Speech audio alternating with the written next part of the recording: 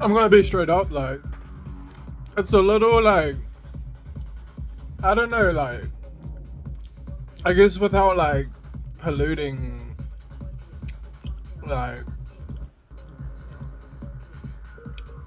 the log any more than I have with that word.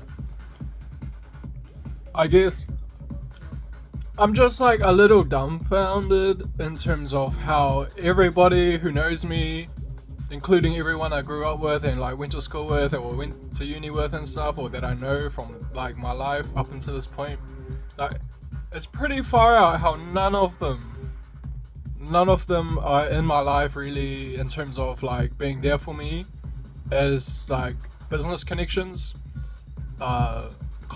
business contacts, like employees, like not like basically nobody wants to break bread with me, or they're not like. So it's just like I'm a little dumbfounded in regards to that. I guess to speculate, maybe I'm doing pretty well for a 31-year-old. Maybe in the world, or like just in Auckland or like New Zealand or something. I have 2 degrees. They're pretty good degrees, like computer and information sciences degrees, a master's and a bachelor's. And I have my own businesses. I have 3 businesses. And, you know, I care about things. I have a great heart, I feel like. You know, great head on my shoulders as well. I love myself in auto hypnosis. And in terms of like this reality, like people, I feel like tend to want to make you feel not good for being happy and positive and stuff, and they want to take your joy away from you because you are like enjoying yourself and they are not enjoying themselves, so they want to hurt you and harm you. And I feel like that is the kind of dynamic of Jack Masterton. Like he wants to hurt and harm me because I'm happy, and I feel like he is someone who can maybe sort me acid and maybe sort me bud, and like, you know, he's not really a friend, eh? Despite like me being a great person. So I don't know, I feel like I want money, and I feel like I want bud, and I feel like I want shrooms, and I feel like I want acid, and I feel like I want people in my life who I spend time with, besides like chicks who I spend time with online, kind of like in terms of the models I watch online and the streamers I watch online, and like I view the models as streamers anyways. Like everybody's a model in a way, kind of like we're modeling ourselves, sort of like technically, like.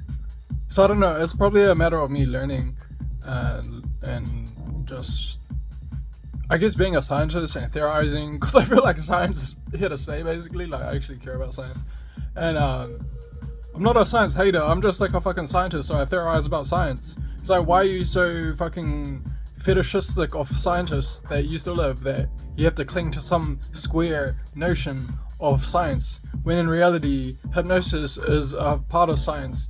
It's a part of reality really, and I think that's why hypnosis is a part of academia in terms of research interests and research areas.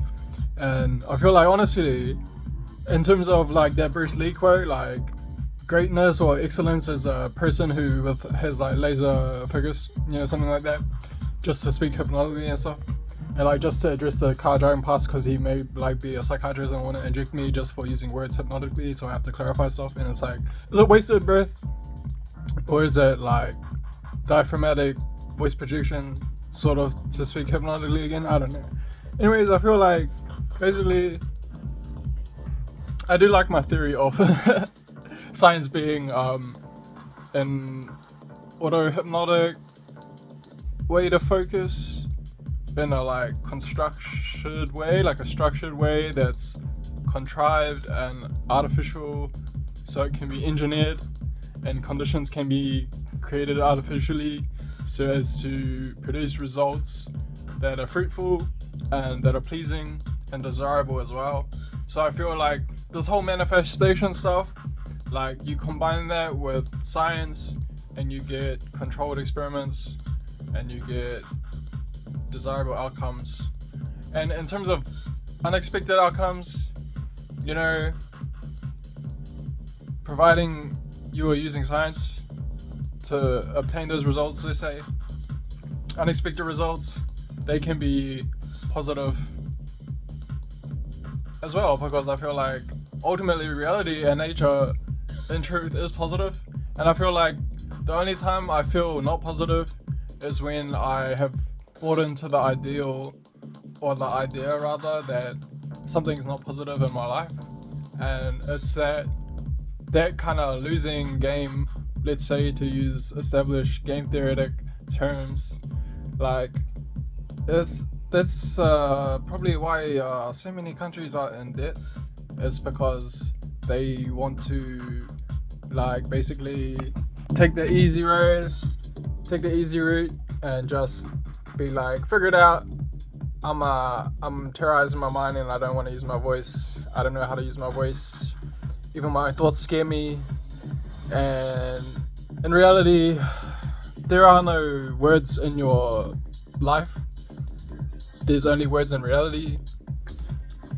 You know, to draw from the existentialist philosopher Jean-Paul Sartre, he said there's no objects in consciousness, only objects for consciousness.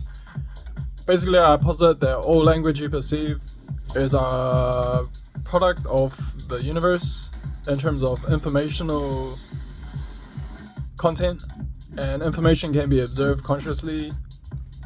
And ultimately, I feel like information exists within people's minds, within the context of their lives, like perceivable. And when you analyze the word minds, it's like mere minds. It's like your ownership, it's your identity, like what you identify with as being a part of yourself. And so ultimately there's some kind of like ascribing going on, like a kind of identifying with what is environmental or universal and getting it confused egoically with your own identity and the nature of self. Because when you think about self, it sounds like self, like healing. And when you really actually understand the self, you can identify correctly with yourself, and that is nice and pleasurable, because I feel like breathing oxygen as an organism on Earth is actually really blissfully pleasurable. And it's like panting like a lion in the sun, you know, after just like fucking up a gazelle or like eating some meat that his lioness just caught, for example. And so I feel like ultimately in reality life is pleasurable, like just being alive. And so I think the best way to interpret pain is that something's going on in your brain that associates with the neurophysiological counterparts or components of shame, and it makes you want to detain those who are lame. So please reframe or refrain from doing that. Please kudatai daijoubu type shit. Because in actuality, external stimuli is the result of why you still use your mind. And that's because what is a tree falling without anybody to hear it, sort of thing, or perceive it, like bear witness to it.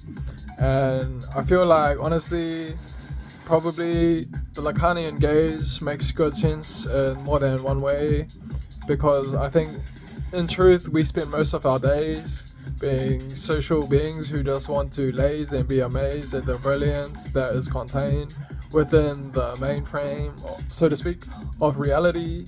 Maybe it's more like a frame, and to call it the mainframe is sort of like buying into the universe. And it's okay, because I'll just use the verse later on to extrapolate and write a song, maybe in a hip hop way, and feel good about writing bars.